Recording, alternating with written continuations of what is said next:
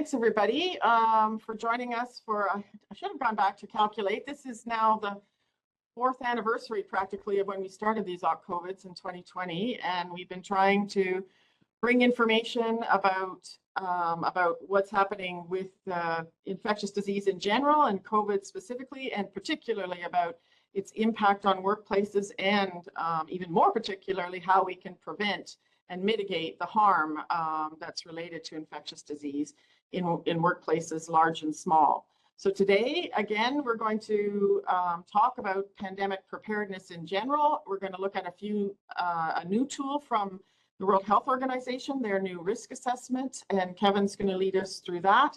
And then we have Joey Fox here, who's going to give an update on some of the latest HVAC guidance that's sort of crystallized out of the pandemic, and that we're hoping to see applied more widely across workplaces and buildings. And we're also going to talk a little bit about UV and what the opportunities are in Canada and some of the challenges, and then any other discussion or questions that you have for the speaker. So right now I'm going to turn it over to Kevin to do the first presentation. Thanks. Well, welcome everybody. Thanks, Val. Yeah, this is Occ-Covid Year 5, Pandemic Preparedness, New Risk Assessment and Indoor Air Quality Solutions. Just to lead into the discussion, the Public Policy Forum, I provided a hyperlink there in the very first paragraph. So at the time of publication, COVID-19 had killed over 53,000 Canadians. Then they say that the probability of another pandemic occurring within one's lifetime is roughly 38%, very close to 1 in 2, and may even grow to an extraordinary 76% within the next few decades. And respiratory pathogens such as COVID and influenza will likely be the cause due to their high mutation rates and their transmissibility. So I've just gone to nextstrain.org there. Gossier shared this in a previous presentation. And if you just look at the mutation of both SARS-CoV-2 and influenza, it's kind of really blown out, hasn't it? Like if you look at the 2024 different types of COVID there, it's really kind of scary, and those kind of odds, that's why I put a dice there on it as well. So I'm hosting this webinar, as Val said.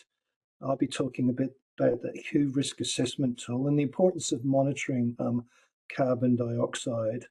And yeah, I'm really excited. Joey Fox has agreed to return again. So, and those of you who haven't met Joey, he's the chair of the Ontario Society of Professional Engineers, or that should be OSPI, sorry, not OPSI, Indoor Air Quality Advisory Group. He will cover ensuring good indoor air quality, mitigating airborne disease with ASHRAE 241 and the use of ultraviolet.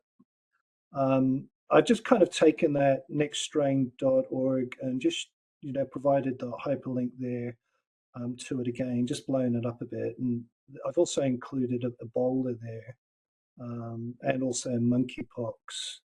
And we did have Professor Raina McIntyre on a previous webinar, and she did talk about EpiWatch. So it looks like they're using artificial intelligence to scan it now to see, for new, future pandemics.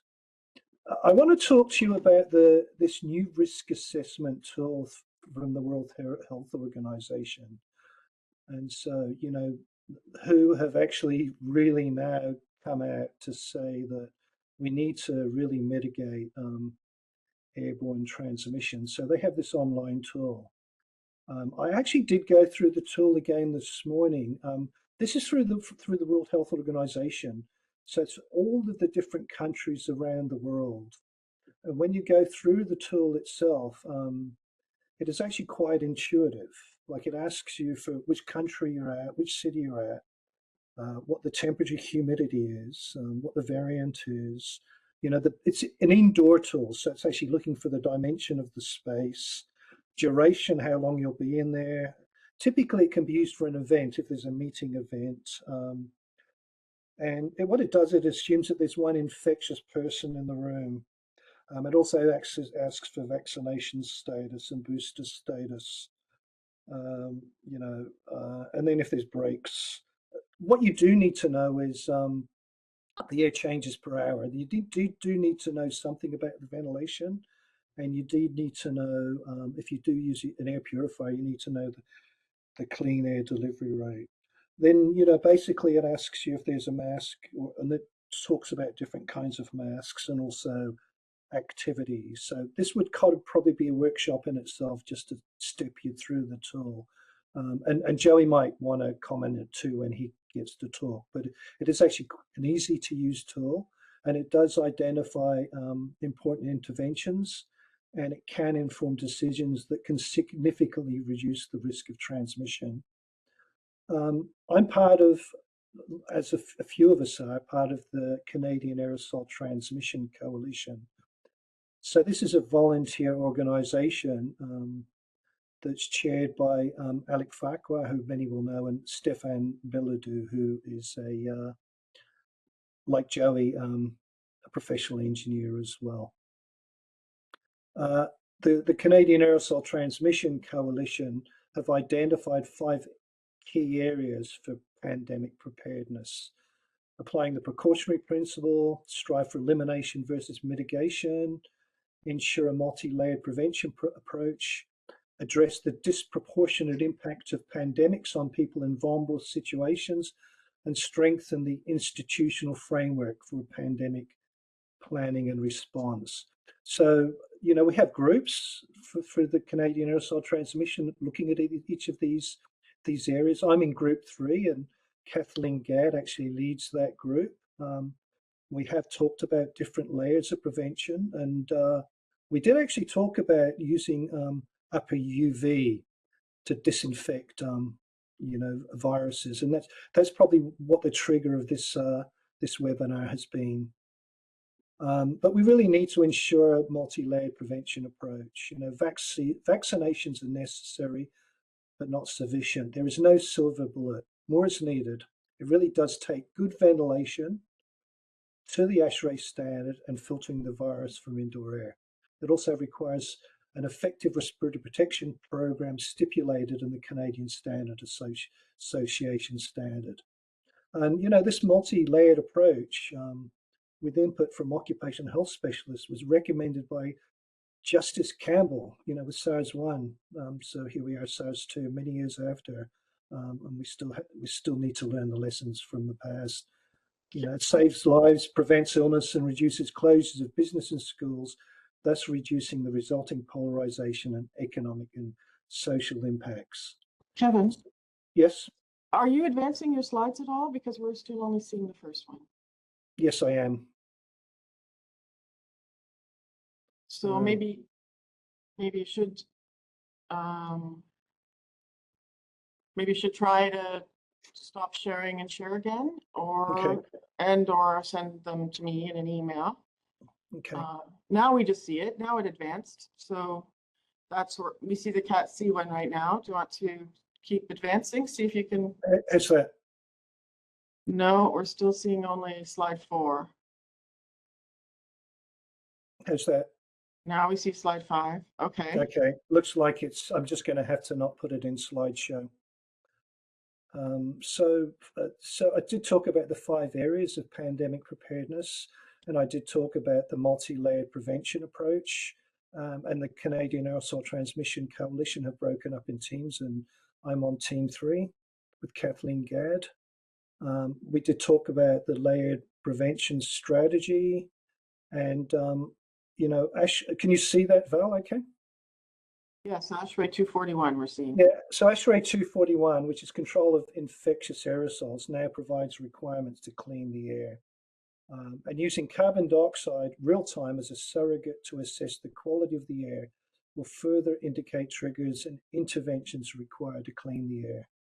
And it's been the position of OCC for not long after the pandemic to use this color coding system for,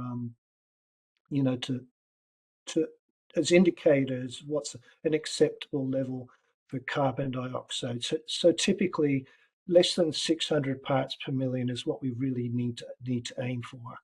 And then, you know, between 600 and 800, there's a possible problem, and then 800 to 1,000 probable problem, and then more outdoor air is needed.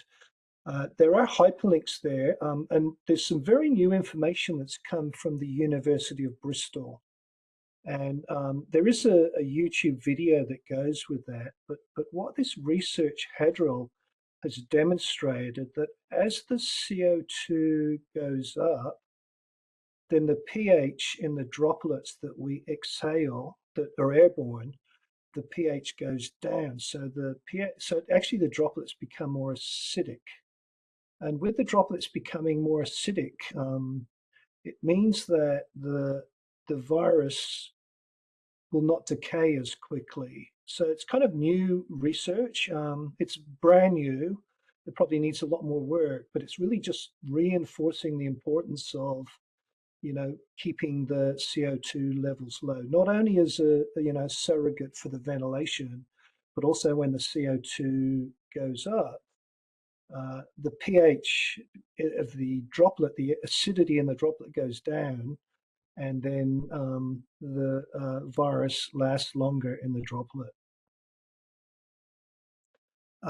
Thinking about using a CO2 monitor, you know, it's really an indicator of fresh air. So if you use a CO2 monitor, you know, and you get a higher level above, say, 800, then really, you know, it can open windows to reduce the carbon dioxide. It's also about talking to a building manager, asking about the HVAC system, and then, you know, making sure that the air is being filtered. You know, really there should be a MERV 13 or better filtration system in the you know, the hard ventilation system. But if it's not, or, you know, in combination with that, you can put an air purifier in. But I just want to make a point here that carbon dioxide is what we breathe out. Carbon dioxide is a gas.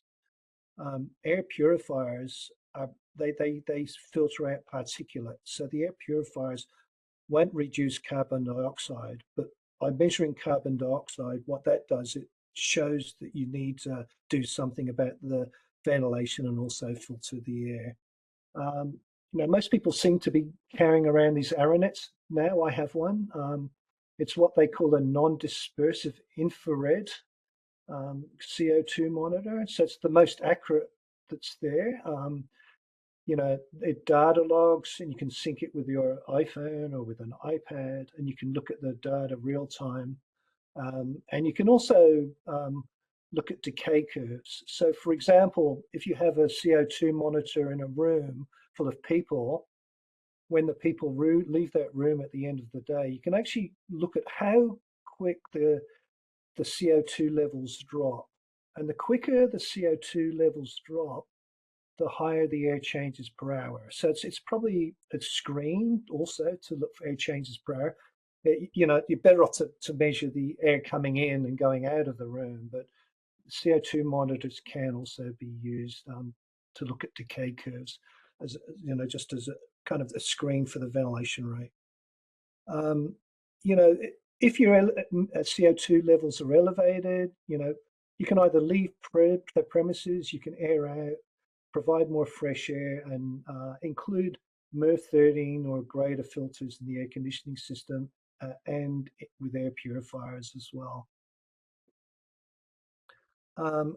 So this was a paper that I came across about using CO2 monitors also as an indicator of the risk for healthcare workers to be infected with tuberculosis.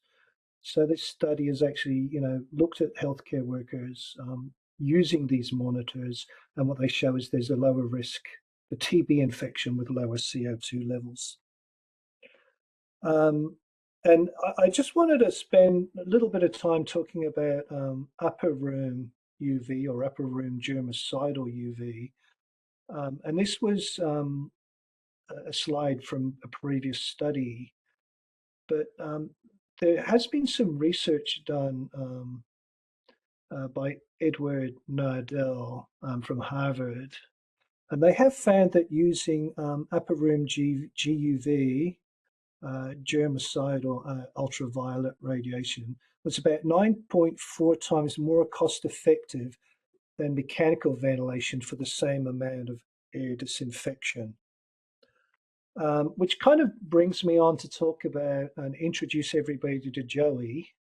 I kind of, as I went through the previous webinars, I realized that this is the fourth webinar. This is number 4 that Joey's actually joined in on. And